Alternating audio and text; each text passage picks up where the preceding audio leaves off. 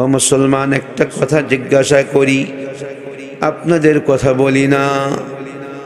আমি রেজাউল করিম মারাত্মক গুনাহগার, আমার গুনাহের কোনো সীমা নাই।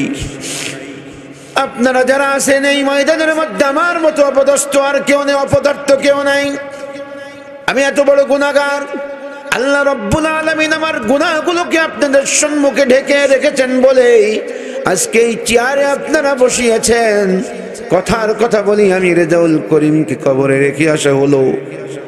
আমার কবরে যদি আগুন দাউ দাউ করে জ্বলে ওঠে, আমার কবরে যদি আগুন দাউ দাউ করে জ্বলে ওঠে, কে যাবে বালতি ভর্তি পানি নিয়ে? কে যাবে কলস ভর্তি পানি নিয়ে? কে মোটরের সুইচ অন করে পাইপ দিয়ে পানি ছিটানোর চেষ্টা করবে? কে বা ফায়ার সার্ভিসে ফোন করবে? কয়েকদিন আগে আমার যুবক ছেলেটাকে কাছে ডেকে বসিয়ে বলছিলাম, বাজান রে, কবরের প্রস্তুতি গ্রহণ করো। আমি তোমার বাবা যখন কবরে চলে যাব, আমার কবরে যদি আগুন দাউ দাউ করে জ্বলে রে বাজান, বলে এই আয়াত পড়েন আর মাটি দেন, বলে না? মিনহা খলাকনাকুম ওয়া ফিহা নুঈদুকুম ওয়া মিনহা নুখরিজুকুম তারাতান উখরা। ও মুসলমান, তাই বলছিলাম আয়াত মুখস্থ না থাকলেও আমাদের পরিচিত আয়াত, আয়াতের সরল অর্থ বলে নিয়ে একটু ব্যাখ্যা করার চেষ্টা করব। মুফাসসিরিন ইকরাম তাফসীরের কিতাবের মধ্যে যতটুকু ব্যাখ্যা করেছেন তার থেকে যত সামান্য একটু ব্যাখ্যা করেই বিদায় নিব। তবে আয়াতের সরল অর্থ আগে বলে নিতে চাই। আল্লাহ তাআলা বলেন, আমি তোমাদেরকে মাটি থেকেই সৃষ্টি করেছি, মাটির ভিতরেই আবার নিয়ে যাব, আবার এক সময় মাটি থেকেই তোমাদের আবার আমি বের করব। আল্লাহু আকবার। সরল অর্থ মুফাসসিরিন ইকরাম লেখেন, আল্লাহ তাআলা আয়াত নাজিল করে বান্দা বান্দীদের বুঝাইতে চান। আমার মা বোন তো এসেছে, মনে হয় কিছু আসছে না? বেশিই আসে পুরুষ ভাইদের তুলনায়। মা বোনের দিল খুব নরম, কোরআন হাদিস শুনতে চলে আসে, কিন্তু আমলের আগ্রহ আবার কম, শুনেও অনেক, মানে না। আমাদের অঞ্চলে, আপনাদের অঞ্চলের মা বোন তো অনেক ভালো, শুনে এবং আমল করে। আমাদের অঞ্চলের মা বোন দেখি শুনতে খুব আগ্রহী, জানতে খুব আগ্রহী, কিন্তু মানতে চায় না। আপনাদের অঞ্চলের মা বোন মনে হয় মাশাআল্লাহ অনেকই মানে। যা হোক, বলছিলাম মুফাসসিরিন ইকরাম লেখেন, এই আয়াত আল্লাহ নাজিল করে বান্দা বান্দীদের বুঝাইতে চান, আখিরাতকে স্মরণ করাই দিতে চান। পরজগৎ, আখিরাতের প্রথম ঘাঁটি বিশেষ করে কবর জগৎকে স্মরণ করাই দিতে চান। কারণ মানুষ যখন কবর জগৎকে মনে রাখে, নেকির কাজ ছোটে না, গুনার কাজ হয় না তার থেকে। আর যখন পরজগৎ ভুলে যায়, আখিরাত ভুলে যায়, গুনাহ তার থেকে প্রকাশ পায়, নেকির কাজ ছুটে যায়। কি বলেন, ঠিক কিনা? আমি ছোট্ট একটি উদাহরণ দিই, দেখেন। আমার কথা বুঝতেছেন আপনারা? বুঝতে অসুবিধা হচ্ছে না তো? আমার ভাষা অশুদ্ধ আছে, তবে এমন অশুদ্ধ তো নয় যে বোঝা যায় না। কি বোঝা যাচ্ছে না কিছুটা? মাশাআল্লাহ। একজন যুবক ছেলে, তার বাবা মারা গেছে। এমন যদি হয়, বাবাকে কি করে, কাউকে দিয়ে গোসল দেয়াই দেয়, কাফন পরাই দেয়, দুই পাশে চকলেটের মতো করে মুড়িয়ে দেয়, কবরস্থ করে আসে। ওই যুবককে দেখা যায় বাবাকে দাফন করার পরে কয়েকদিন পর পর মসজিদে যায়, যায় না? কেন যায়? ওই যে কবর জগৎকে একটু দেখে আসছে, বাবাকে সেখানে রেখে আসছে, মনে থাকে তার কবর জগতের কথা, আখিরাতের কথা মনে থাকে, তাই কয়েকদিন একটু ঘন ঘন মসজিদে যায়। কি বলেন, যায় না? এর কিছুদিন পরে আস্তে আস্তে আবার স্বাভাবিক জীবন যাপনে চলে যায়, কবর জগতের কথা যেই ভুলে যায়, মসজিদও ভুলে যায়। হয় কিনা? আমাদের অঞ্চলে হয়, আপনাদের অঞ্চলে এমন হয় কিনা জানি না। বুঝা গেল, কবর জগতের কথা, কবরস্থানের কথা মনে পড়লে মানুষ নেকির কাজের দিকে অগ্রসর হয়, আর কবর জগৎকে ভুলে গেলে নেকির কাজ ছেড়ে দেয়। হয় না এরকম? হয়। অথচ আজকাল দেখা যায় কবরস্থানে এসেও আমরা হাসাহাসি করি। ওই সময় বড় বিস্মিত হই আমি। অনেক যুবককে দেখবেন কারোর লাশ দাফন করতে একটু দেরি আছে, বাস যুবকরা খুশাখুশি করতেছে, হাসাহাসি করতেছে। অথচ মুসলমান পাশেই কবরস্থান, এই কবর প্রতিদিন আমাকে আপনাকে হাতছানি দিয়ে ডাকে আর বলে, যেই রাস্তা দিয়ে যায় কবর ডাক দিয়ে বলে, কে যাও রে পথিক, কে যাও তুমি, কে যাও? আমি কিন্তু একাকীর ঘর, আমার মধ্যে সঙ্গী নিয়ে আসার ব্যবস্থা করে আসবা। আমি কিন্তু অন্ধকার ঘর, আলোর ব্যবস্থা করে এরপরে আসবা। আমি কিন্তু পোকামাকড়ের ঘর, পোকামাকড় মারার বিষ কিনে নিয়ে আমার কাছে আসবা। ও মুসলমান, এই কথাগুলো কবর বলতে থাকে। আমি আর আপনি আপনার বাহ্যিক কান দিয়ে শুনতে পাই না, কিন্তু আল্লাহর অনেক বান্দা বান্দি পৃথিবীতে আছে, আল্লাহ তাআলা তাদের কান দিয়েছেন, এমন এক কান, কবরের এই আওয়াজগুলো তারা কান দিয়ে শুনতে পায়। আল্লাহু আকবার, আল্লাহু আকবার। কবর প্রতিদিন কিন্তু এইভাবে ডাকে, প্রত্যেক দিন ডাকে। ওই কবর জগৎ আখিরাতের ঘাঁটি সমূহের প্রথম ঘাঁটি। একটু আগে আমার ভাই, সিরাজগঞ্জের ভাই অনেক কথা আপনাদের শুনিয়েছেন, আলহামদুলিল্লাহ।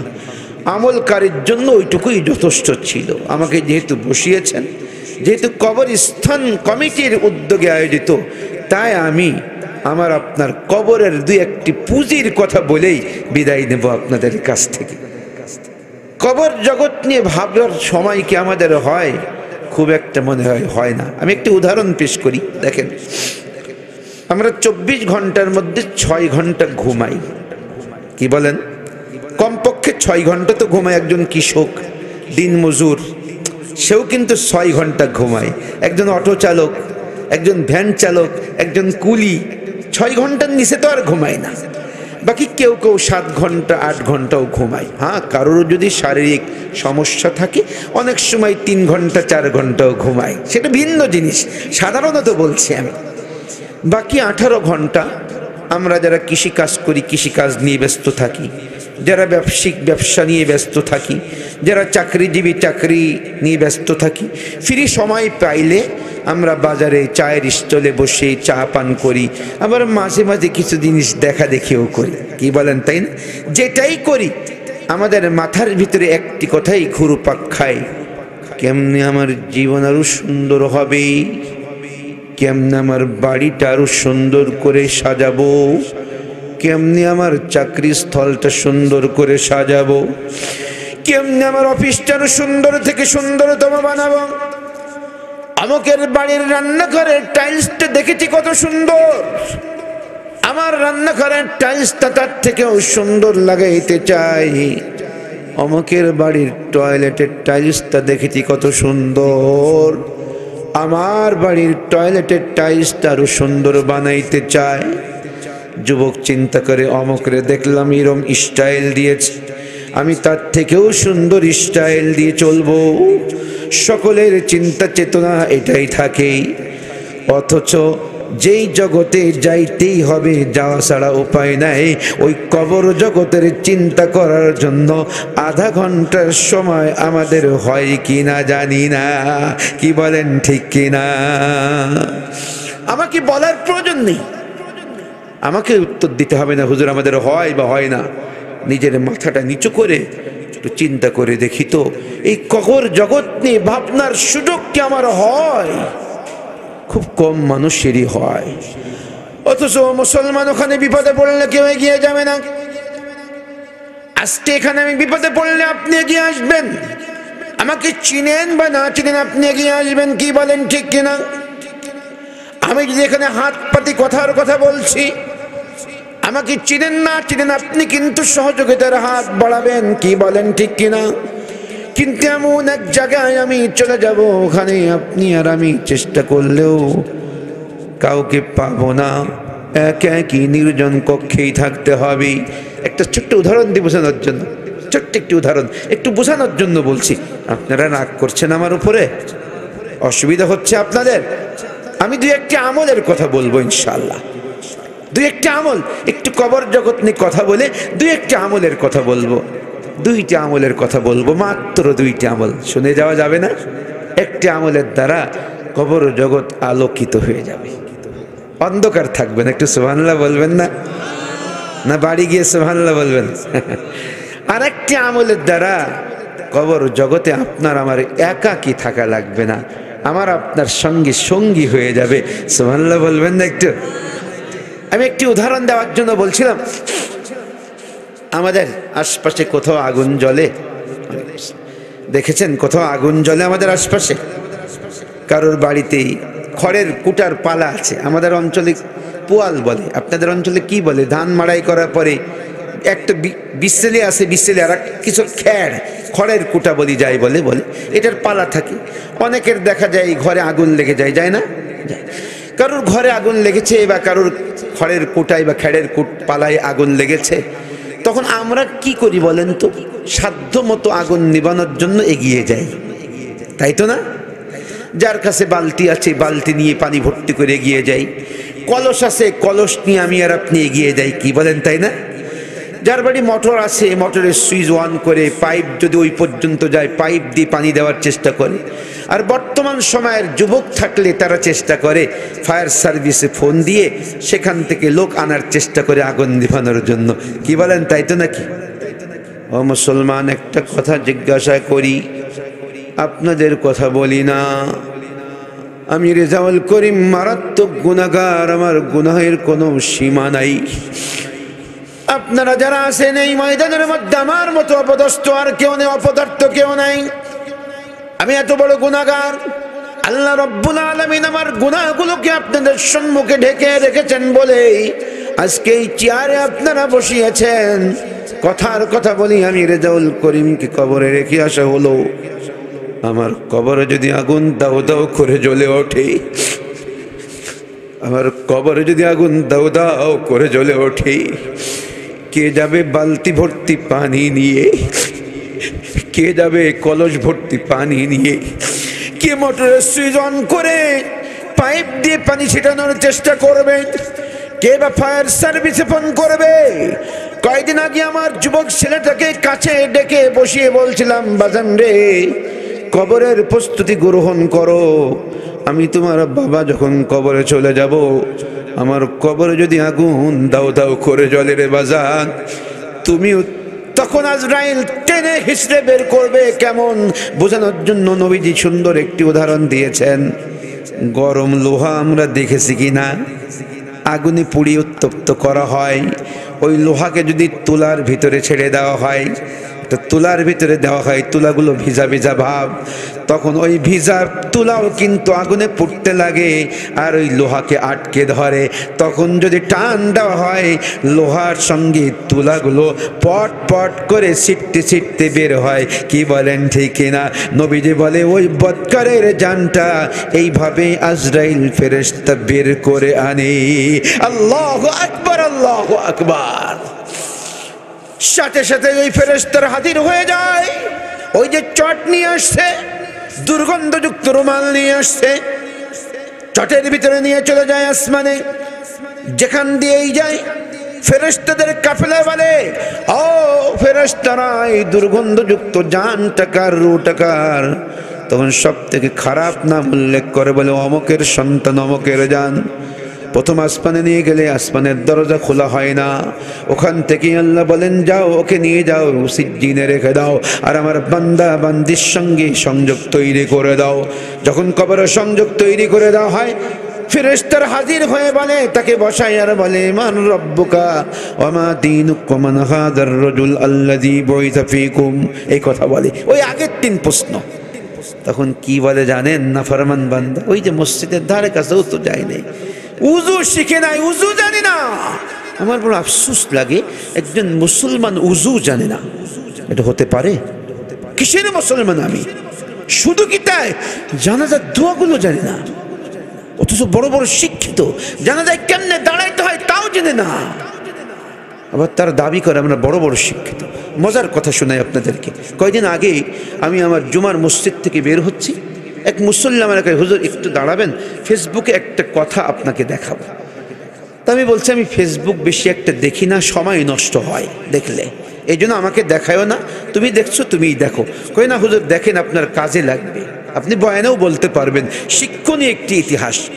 আমি বললাম ঠিক আছে দেখাও তাহলে। তো দেখাচ্ছে, আমি দেখছি একটা ছোট্ট ইতিহাস, লম্বা না ছোট্ট। এক ব্যারিস্টারের বাবা মারা গিয়েছে, ব্যারিস্টার সাহেব বাড়িতে আসছেন বাবার জানাজা করতে। জানাজার সব প্রস্তুতি সম্পন্ন হয়েছে, ইমাম সাহেব জানাজার তাকবীর বলে জানাজা শুরু করেছেন। ব্যারিস্টারও দাঁড়িয়েছে প্রথম কাতারে, বাবা মারা গেছে প্রথম কাতারেই দাঁড়িয়েছে। ইতিমধ্যে ইমাম সাহেব প্রথম তাকবীর, দ্বিতীয় তাকবীর, তৃতীয় তাকবীর বলে ফেলেছেন। হঠাৎ করে ইমাম সাহেব শুনতে পেলেন কে যেন চিৎকার দিয়ে কেঁদে উঠল, চিৎকার দিয়ে কেঁদে উঠেছে। ইমাম সাহেব তো থতমত খেয়ে গেছে, কে কান্দে, কান্দে কি আবার, কে কান্দে? এরপরও যথারীতি নামাজ শেষ করলেন। নামাজ শেষ করে পিছন দিক ফিরে মুখ ফিরিয়ে দেখেন ওই ব্যারিস্টার কাঁদতেছে, ডুকরে ডুকরে কান্দে। কাছে গেলেন, মাথায় হাত বোলাচ্ছেন, পিঠে হাত দিয়ে বলতেছেন, ভাই প্রত্যেকেরই বাবা মা থাকে, চলে যায়, কেন্দে আর কি হবে? বাবার জন্য আল্লাহর কাছে ক্ষমা প্রার্থনা করেন, কোরআন পড়েন, যা দান সৎকা করার সামর্থ্য আছে দান সৎকা করেন। বুঝ দিচ্ছে, কিন্তু কে কার কথা শোনে? ব্যারিস্টার কান্দে আর কান্দে, অন্য লোকেরা বুঝাই তাও কান্দতেছে। এক পর্যায়ে বিরক্ত হয়ে বলে, ভাই আপনি কেন কান্দেন বলবেন তো একটু? ও মুসলমান ব্যারিস্টার বলে, ইমাম সাহেব আমি বাবা চলে গেছে এই জন্য কান্দি না। কান্দি কেন জানতে চান তাহলে শুনে নেন। আমার বাবার লাশকে সামনে নিয়ে যখন জানাজা শুরু করলেন, আপনি প্রথম তাকবীর বললেন, কি যেন মৃদু আওয়াজে পড়তে লাগলেন। পুরোপুরি বুঝতে পারলাম না, তবে মাইকের আওয়াজে বোঝা যাচ্ছিল কি যেন আপনি পড়তেছেন। আমার ডাইনের লোকটাও কি যেন পড়তেছিল, আমার বামের লোকটাও কি যেন পড়তেছিল। আমি তো চুপচাপ দাঁড়িয়ে আছি, কিছুই জানি না। দ্বিতীয় তাকবীরের পরও আপনিও কি পড়লেন, আমার ডানে বামের লোকেরাও কি যেন পড়লো। তৃতীয় তাকবীরের পরও আমার ডাইনে বামের লোকেরাও কি যেন পড়তে লাগলো, আপনিও পড়তে লাগলেন। হুজুর গো, আমার কলিজা ফেটে যাইতে লাগলো, আমার বুক ফেটে যাইতে লাগলো। তাই তো চিৎকার দিয়ে কেঁদে উঠলাম, আর মনে মনে বললাম, আমার যেই বাবা আমার পিছে লক্ষ লক্ষ টাকা ঢেলেছে আমাকে শিক্ষিত বানানোর জন্য, আমার বাবা আমাকে শিক্ষিত বানাইতে পারে নাই। আমি তো মূর্খ হয়ে আছি, কারণ বাবার লাশটি সামনে নিয়ে যেই দোয়াগুলো পড়তে হয় সেটাও জানি না। আমার মতো চরম পরম মূর্খ আর এই জগতে আছে কিনা জানি না। আল্লাহু আকবার, আল্লাহু আকবার। হাই রে মুসলমান, উজু জানি না আমি মুসলমান। আছে সবাই উজু জানে, আপনাদের অঞ্চলের সবাই জানে, আমার অঞ্চলের সকলে উজু জানে না। উজু জানে না, গোসল জানে না। কবর জগৎ পাশেই, কিন্তু কাউকে খাতির করিনি, করবে না। এগুলো ঠিক করে মুসলমান হয়ে দুনিয়ার থেকে যেতে হবে। দুইটি আমলের কথা বলতে চেয়েছি, মনে আছে তো? একটু পরেই দুইটি আমলের দুই কথাই শেষ হয়ে যাবে। এরপরে যখন ফেরেশতারা প্রশ্ন করবে, তখন এই কবরস্থ ব্যক্তি বলবে, হা হা লা আদিরি, হা হা লা আদিরি, হা হা লা আদিরি। হায় হায় আমি কিছু জানি না, হায় হায় আমি কিছু জানি না। ও মা ও বোন, সারা জিন্দেগি স্বামীর সংসার করে গেলেন, দুপুর গড়িয়ে বিকাল হয়ে যায়, গোসল করার সময় হয় না, নামাজ পড়ার সময় হয় না, সন্ধ্যা গড়িয়ে রাত হয়ে যায়, মুরগি পাখি ছাগল গরু উঠাইতে উঠাইতে দিন চলে গেল। রাত হইলে টিভির স্ক্রিনে কি যেন দেখেন, অর্ধেক রাত পর্যন্ত ফজরের নামাজ ঘুমের মধ্যে চলে যায়। ও মা ও বোন, যেই স্বামীর জন্য, সংসারের জন্য, যেই ছেলে মেয়ের জন্য এত কষ্ট করে সংসার করছেন, নামাজ ছেড়ে দিচ্ছেন, একবার আজকে রাতের বেলায় গিয়ে জিজ্ঞাসা করবেন, স্বামী গো আমার কবরের আযাবের ভাগীদার তুমি হবা কিনা? সন্তানকে জিজ্ঞাসা করবেন, ও সন্তান বাজান তুমি আমার কবরের শাস্তির ভাগীদার হবা কিনা? দেখবেন আদেও কেউ ভাগীদার হতে চাবে না। আল্লাহ, ও মা কেন নামাজ ছাড়ছেন এর পরেও? আমার মা বোন নামাজে খুব অবহেলা করে, খুব অবহেলা করে, না খেয়ে থাকতে খুব পটু। দেখবেন আপনার সঙ্গে একটু রাগারাগি হবে, কথা কাটাকাটি হবে, খাবে না।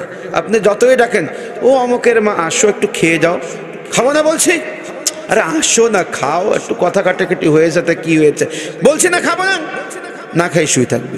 কিন্তু রোজা না খেয়ে থাকতে খুব পটু, কিন্তু নামাজ পড়তে পটু না, নামাজ পড়তে চায় না। ছলে বলে কলে কৌশলে হিলা বাহানায় নামাজ ত্যাগ করে, নামাজ পড়তে চায় না। আর আমরাও হয়েছি কি জানেন, এমন হয়েছি আমরা, যদি একদিন ভাত দিতে দেরি হয়, অফিসের টাইম হয়ে গেছে, চোখ রাঙিয়ে কথা বলি, করো কি, করো কি, সময় মতো ভাত দিতে পারো না, সকাল থেকে উঠে কি করো, অনেক গালিগালাজের কথাও বলি। কিন্তু আমার স্ত্রী যদি সারা জিন্দেগিও নামাজ না পড়ে, কোনোদিন চোখ রাঙিয়ে কথা বলি না। কি বলেন ঠিক কিনা? কি জবাব দেব আল্লাহর কাছে? বিবি তো আপনার আমার অধীনস্থ, আমার বিবি আমার অধীনস্থ, আপনার বিবি আপনার অধীনস্থ। পারিবারিক জীবনকে যদি ঠিক মতো না সাজায়, আল্লাহর কাছে জবাবদিহি করতে হবে। শুধু তাই না, ছেলেটা প্রাইভেট পড়তে না গেলে চোখ রাঙিয়ে কথা বলি, এই প্রাইভেট পড়তে যাও নাই কেন, কত টাকা খরচ করি তোমার পিছে জানো, স্কুলে যাও নাই কেন, চোখ রাঙিয়ে কথা বলি। কিন্তু ছেলেটা যে লেপের মধ্যে ঘুমায়, ফজরে ডাকিও না, নিজে উঠি না, ছেলেটাকেও ডাকি না। ছেলেটা মদের আড্ডায় যায়, তাসের আড্ডাখানায় যায়, বখাটে যুবকদের সঙ্গে ঘোরে, কোনোদিন চোখ রাঙিয়ে কথা বলি না। কি বলেন ঠিক কিনা? নিজেও জাহান্নামের খড়ি হচ্ছি, ছেলেটাকেও জাহান্নামের খড়ি বানাচ্ছি। কি লাভ হইল? কিসের মুসলমান আমি? ও মুসলমান, এই জায়গায় যাওয়াই লাগবে, যাওয়াই লাগবে, যাওয়াই লাগবে। এই জন্য প্রস্তুতি গ্রহণ করেন। আজকে একটি ভাবনা আপনাদের ভিতর ঢুকাইতে চাই। এই কবর জগতের ভাবনা প্রতিদিন 20 মিনিট করবেন, দেখবেন আপনার থেকে নেকির কাজ ছুটবে না, গুনাহের কাজ আপনার থেকে প্রকাশ পাবে না। প্রত্যেক দিন, ও যুবক, তুমি 10 মিনিট ভাবো প্রতিদিন, দেখবার হেডফোন লাগিয়ে এইভাবে আঙ্গুল চালায় কি যেন আর দেখতে পাচ্ছ না। ও যুবক, আজকের থেকে ভাবনা শুরু করো। দেখো বিশ্ব বেহায়া দিবস সামনে আসতেছে, সেদিন তোমার গার্লফ্রেন্ডকে নিয়ে নির্জন কক্ষে নির্জন জায়গায় গিয়ে কোনো গুনাহে জড়িত হতে পারছো না। দেখোই তুমি চ্যালেঞ্জ করলাম। কবরের চিন্তা তোমার ভিতর আসুক, ভাবনা ভাবো, কবরের চিন্তা করো। এই যে সামনে ভ্যালেন্টাইন ডে, আসল ভ্যালেন্টাইন ডে না, বিশ্ব বেহায়া দিবস। ওই দিবসে তোমার গার্লফ্রেন্ডকে নিয়ে তুমি নির্জনে গিয়ে আদেও কোনো গুনাহে জর্জরিত হতে পারবে না, আদেও পারবে না। ও যুবতী বোন, তুমিও পারবে না। একটু চিন্তা করো কবরের কথা, হাসরের কথা, ফুলসেরাতের কথা। তোমার এখন মৃত্যু হয়ে গেল, গরম পানি দিয়ে তোমাকে গোসল দেওয়া হচ্ছে, কাফন পরানো হচ্ছে, একা একা তোমাকে কবরে রেখে আসা হচ্ছে, তোমার কি অবস্থা হবে? এগুলো একটু চিন্তা করো, দেখবে সকল গুনাহ ছাড়া সহজ হয়ে যাবে, সহজ হয়ে যাবে। এই জন্য আল্লাহ রসুল বলেছেন, আকসিরু যিকরা হাযিমিল লাযযাতিল মাউত। আল্লাহর হাবিব বলেন, তোমরা বেশি বেশি করে মৃত্যুর আলোচনা করো, মৃত্যুর স্মরণ করো। কারণ মৃত্যুর আলোচনা মানুষ গুনাহ থেকে বাঁচিয়ে দেয়, মৃত্যুর আলোচনা নেকির কাজ ধরতে সহযোগিতা করে। তাই তো আমি এই বিষয়কে আজকে আপনাদের সম্মুখে উপস্থাপন করার চেষ্টা করছি। আর অল্প সময় প্রথম আমল, দ্বিতীয় আমল। প্রথম আমলটা হলো নামাজ। নামাজ যদি কেউ ঠিক মতো পড়ে, অল্প সময় আর নেব বলেছি আমি, 11:30 পার হতে দিব না ইনশাআল্লাহ। আপনারা একটু 11:30 পর্যন্ত থাকবেন তো? 11টা 8 বাজে, আর 20 মিনিট সময় চাচ্ছি। 2টা আমল বলেই দোয়া করে দেবো, থাকা যাবে না ইনশাআল্লাহ নাকি? আমি কাল অনেক রাত পর্যন্ত ছিলাম, আজকেও দেখেন যদি 11:30টায় শেষ করি, আমার বাসায় যাইতে যাইতে 12:30 অথবা 1টা বেজে যাবে। তারপরে একটু ওযু কালাম করবো, 2-4 রাকাত নামাজ পড়বো, ঘুমাইতে ঘুমাইতে প্রায় 2টা। আবার সকালতে উঠে মাদ্রাসার পরীক্ষা চলছে, সেখানে যাব, সারাদিন কাজ, আবার কালকে এক জায়গায় মাহফিল। তো এই আমি যদি পারি, আপনারা অল্প 20 মিনিট সময় দিতে পারবেন একটু? আমি চেয়ে নিচ্ছি। আর যদি রাগ করেন তাহলে এখানেই বন্ধ করে দেব। কি আর 20 মিনিট সময় নিব? কারা কারা থাকবেন শেষ পর্যন্ত হাত তুলে দেখান তো একটু। লিল্লাহি তাকবীর, নারে তাকবীর, লিল্লাহি তাকবীর। মাশাআল্লাহ। প্রথম আমল হলো নামাজ। নামাজের বিকল্প নাই। মুসলমান হতে গেলে নামাজ লাগবেই লাগবে। ভাই, যে যে দল করেন, পার্টি করেন, যাই করেন, রাজনৈতিক হোক অরাজনৈতিক হোক, যাই করেন না কেন, নামাজবিহীন মুসলমান হওয়া যায় না। নামাজ হবে না। আল্লাহ রসুল কি বলছেন? ওই হাদিস বলতেছিলাম, ওই অবাধ্য ব্যক্তির কবরের মাটি এমনভাবে চাপ দিবে, এক পাঁজরের হাড্ডি আর এক পাঁজরের ভিতর ঢুকে যাবে। চিৎকার দিব দিন নাউজুবিল্লাহ। ওই হাদিস যেটা শোনালাম ওই হাদিসের মধ্যেই আসছে। বেনামাজের কবরে 3 ধরনের শাস্তি হবে। আগুন দাও দাও করে জ্বলবে, 2 পাশের মাটি এমনভাবে চাপ দিবে যে এক পাঁজরের হাড্ডি আর এক পাঁজরে ঢুকে যাবে। বিষাক্ত সাপ নিযুক্ত করা হবে। আল্লাহর হাবিব বলেন এতই বিষাক্ত হবে যে ওই সাপ যদি একবার দুনিয়ায় তার শ্বাস প্রশ্বাস ফেলে, আর তাহলে দুনিয়াতে কোনো সবুজ শ্যামল ঘাস এবং পাতার দেখা মিলবে না। আল্লাহু আকবার।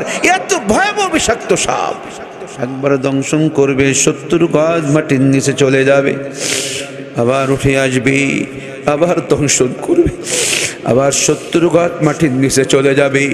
ও মা, ও বোন, ও খালা, ও চাষি, ও ফুফু, হাতে ধরে পায়ে ধরে বলি, ও দাদি নানি যারা আসছেন মাহফিলে, নামাজ ছাইড়েন না।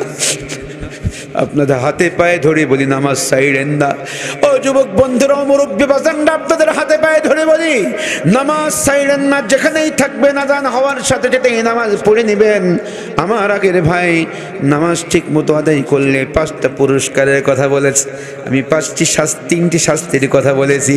ওই শাস্তির থেকে বেঁচে তো যাবেনই যাবেন, আর ওই 5টি পুরস্কার পাবেন। আল্লাহর হাবিব বলেন, আল্লাহর হাবিবকে আল্লাহ তাআলা বলেছেন, আপনার উম্মত যদি যথা সময়ে গুরুত্ব সহকারে অক্তমতো 5 ওয়াক্ত নামাজ আদায় করতে পারে, আমি আল্লাহ কথা দিলাম আমার জিম্মাদারিতে তারে জান্নাত পর্যন্ত পৌঁছে দিব।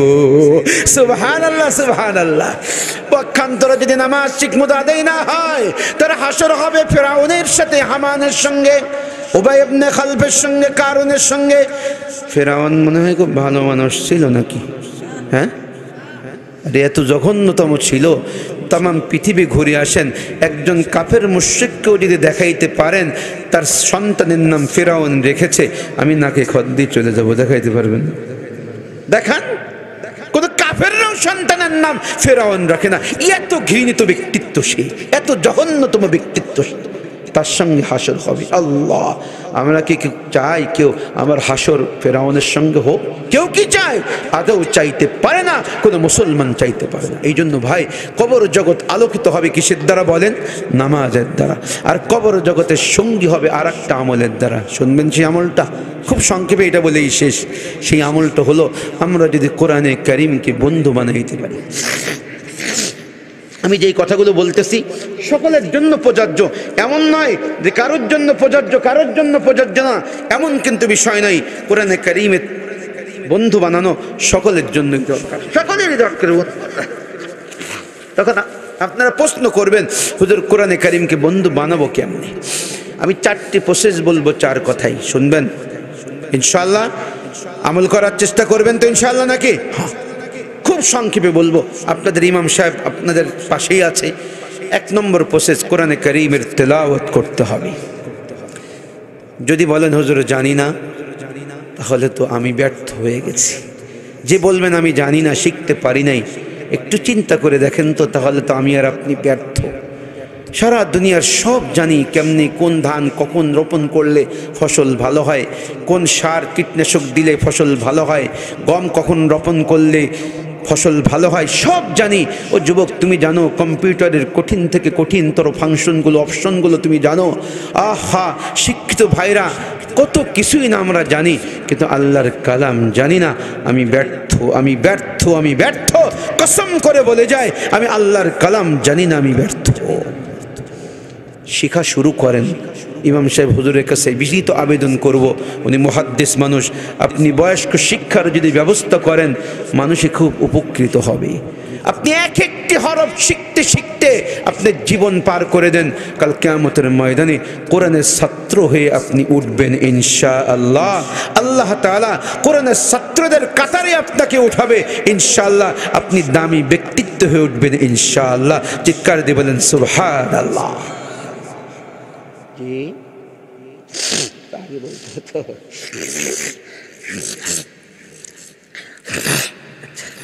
যা হোক, বলছিলাম কোরআনে কারিম শিখবো, আমরা শিখে নেব। যদি শিখা না থাকে, আর যদি কোরআনে কারিমের তেলাওয়াত জানি, প্রতিদিন অল্প অল্প কিছু তেলাওয়াত করব, চেষ্টা করব তো ইনশাআল্লাহ নাকি? হ্যাঁ, কিচ্ছু না পারি, সূরা ফাতিহা মুখস্থ আছে না, সূরা ইখলাস মুখস্থ আছে না? নামাজ পড়ার পরে সূরা ফাতিহা একবার, সূরা ইখলাস 3 বার পড়ে নিতে পারবো? কি বলেন, পারবো না আমরা পড়ে নিতে ইনশাআল্লাহ? একটা বিস্ময়কর হাদিস আপনাদেরকে শোনাই। নবীজি সাল্লাল্লাহু আলাইহি ওয়াসাল্লাম মিশকাত শরীফের মধ্যে হাদিসখানা আসছে। একদিন বলতেছেন, সূরাতুল ইখলাস যদি কেউ 10 বার তেলাওয়াত করে, আল্লাহ তাআলা জান্নাতের মধ্যে তার জন্য সুন্দর একটি বালাখানা অট্টালিকা তৈরি করে দেন। সুবহানাল্লাহ! এটা কি অসম্ভব কোনো কাজ? আধা ঘন্টা সময় লাগবে? 10 মিনিট? 5 মিনিট? খুব ধীরে স্থির ভাবেও যদি সূরা ইখলাস কেউ পড়ে, সর্বোচ্চ 2.5 মিনিট সময় লাগবে, সর্বোচ্চ 2.5 মিনিট। বিসমিল্লাহ সহকারে সূরা ইখলাস পড়বে। আমি ফজরের নামাজ পড়ে কাঁচি নিয়ে, কোদাল নিয়ে, খুন্তি নিয়ে জমিনে কাজ করতে বের হয়েছি। আমি যে সূরা ইখলাস 10 বার পড়তে পড়তে যাই, কোনো ক্ষতি আছে বলেন? বরং লাভ। সাহাবায়ে কেরাম বিস্মিত হয়ে জিজ্ঞাসা করলেন, ওগো রাসূল, ওগো পয়গম্বর, যদি 20 বার পড়ি? আল্লাহর হাবিব বলেন, 2টি বালাখানা অট্টালিকা জান্নাতের মধ্যে তৈরি হয়ে যাবে। সুবহানাল্লাহ বলবেন না একটু? আরেক সাহাবী দাঁড়িয়ে বলেন, ওগো রাসূল, ওগো পয়গম্বর, যদি 30 বার পড়ি তাহলে কি হবে? আল্লাহর হাবিব বলেন, 3টি বালাখানা অট্টালিকা তৈরি হবে।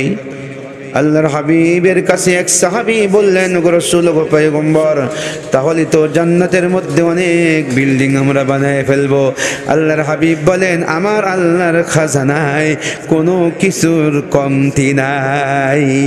সুবহানাল্লাহ, সুবহানাল্লাহ। এটা আমল করা যাবে না? কি বলেন, আমল করা যাবে না ইনশাআল্লাহ? প্রতিদিন 10 বার। আরে নিজের বাবা মার কবরে সওয়াব পৌঁছানোর জন্য হুজুর ডাকার প্রয়োজন হবে না। আপনি 10 বার সূরা ইখলাস পড়ে মনে মনে বলবেন, আল্লাহ, আমার বাবা চলে গেছে, মা চলে গেছে, আত্মীয়স্বজন চলে গেছে, এই 10 বার সূরা ইখলাস পড়লাম, তোমার হাবিব তো শুনিয়েছে এই এই মর্যাদা, আমার বাবার জন্য দিয়ে দিলাম, তুমি পৌঁছাই দাও। বাস, হয়ে গেছে। হুজুর ডাকার প্রয়োজন নেই, ইমাম সাহেবের ডাকার প্রয়োজন নেই, মুহাদ্দিস সাহেবের ডাকার প্রয়োজন নেই। অটোমেটিক আপনিও পারবেন, আপনিও পারবেন। তেলাওয়াত করার চেষ্টা করবো তো ইনশাআল্লাহ নাকি? আহারে, খুব আফসোস লাগে মাঝে মাঝে, আমি খুব ভাবি, মাঝে মাঝে চোখ দিয়ে পানি আসে যখন দেখি একজন মুরব্বী বাজান, মুরব্বী হয়ে গেছে, চায়ের স্টলে বসে বসে বাম হাত দিয়ে চা পান করতেছে, আর ওই চাতকের নেই চেয়ে চেয়ে কি যেন দেখতেছে, ঘন্টাকে ঘন্টা বসে থাকে। অথচ আল্লাহর ঘর মসজিদে বসে 10 মিনিট কোরআনে কারীমের তেলাওয়াতের সময় সে পায় না। আছে কিনা কথা বলেন না কেন? আপনাদের অঞ্চলে না থাকলেও আমাদের অঞ্চলে আছে। আল্লাহ আল্লাহ আল্লাহ, আল্লাহকে মোহাব্বত নিয়ে ডাকার মতো লোকের অভাব। বাজারে চায়ের স্টলে বেঞ্চি ফাঁকা নাই, দেখেন বসার জায়গা নাই, একজন চা খাইতে আসছে, উঠাই দিয়ে বসতে হয়। কি বলেন, ঠিক কিনা? অথচ মসজিদের মধ্যে কোনায় বসে তাসবিহ হাতে নিয়ে আসরের পরে মাগরিবের আগ দিয়ে সূর্য ডোবার পূর্ব মুহূর্তে দোয়া কবুল হয়। আল্লাহর এই মোহাব্বত নিয়ে ডাকবে আর বলবে, আল্লাহ আল্লাহ আল্লাহ, ওগো আল্লাহ, আমার বিপদ দূর করে দাও, মেয়ের বিবাহ হয় না, বিবাহের ব্যবস্থা করে দাও, ওগো আল্লাহ, শারীরিকভাবে অসুস্থ, সুস্থতা দান করে দাও। এইভাবে দোয়া করার লোকের বড় অভাব। কি বলেন, ঠিক কিনা? আমরা কেমন মুসলমান? মুসলমানিত্ব নাই। মুসলমান না হয়ে কবরে গেলে কবর খাতির করবে না। রসুল বলেছেন, 2 পাশের মাটি এমন ভাবে চাপ দিবে, এক পাঁজরের হাড্ডি আর এক পাঁজরের মধ্যে ঢুকে যাবে। নবীজি সাল্লাল্লাহু আলাইহি ওয়াসাল্লাম বলেছেন। যাক, 1 নম্বর প্রসেস বলেছি। 2 নম্বরের প্রসেস হলো কোরআনে কারীমের তেলাওয়াত শোনা। এর দ্বারাও কোরআনে কারীম বন্ধ হবে। দুইটাই করতে হবে, তেলাওয়াত করবো, শুনবো। নবীজি সাল্লাল্লাহু আলাইহি ওয়াসাল্লামকে আল্লাহ তাআলা কোরআনে কারীমের তেলাওয়াত শোনার নির্দেশ দিয়েছেন। হযরত উবাই ইবনে কাব রাদিয়াল্লাহু তাআলা আনহু তেলাওয়াত করতেছেন, নবীজি আসছেন, হযরত উবাই ইবনে কাব রাদিয়াল্লাহু তাআলা আনহু তেলাওয়াত বন্ধ করে দিলেন। আল্লাহ রাসূল বললেন, বন্ধ করলে কেন?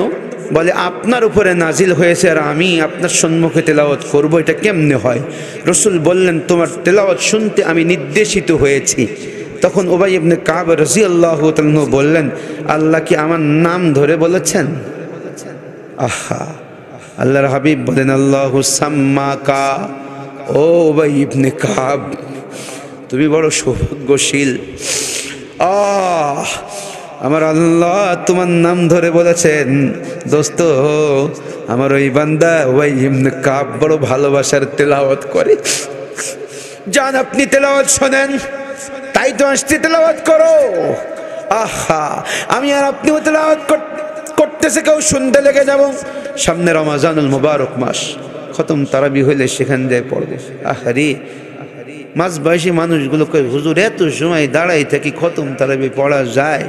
অথচ দেখবেন ফুটবল খেলা দেখার নেশা যদি থাকে, 90 মিনিট দাঁড়িয়ে দাঁড়িয়ে ফুটবল খেলার ম্যাচ দেখে, তখন মাজায় ব্যথা থাকে না, হাঁটুই ব্যথা থাকে না। কি বলেন, আসে না আপনাদের অঞ্চলে?